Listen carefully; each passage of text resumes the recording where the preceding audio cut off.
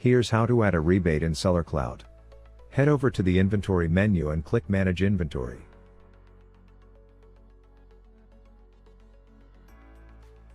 Click on Search and choose the product you want to add a rebate to.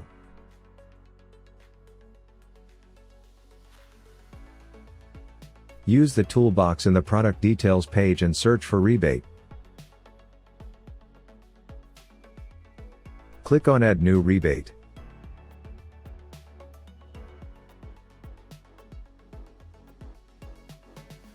Choose the time period and the rebate amount. Fill in all the necessary fields and add a new rebate. Any order that comes in during the chosen time frame will have that amount deducted from the item cost.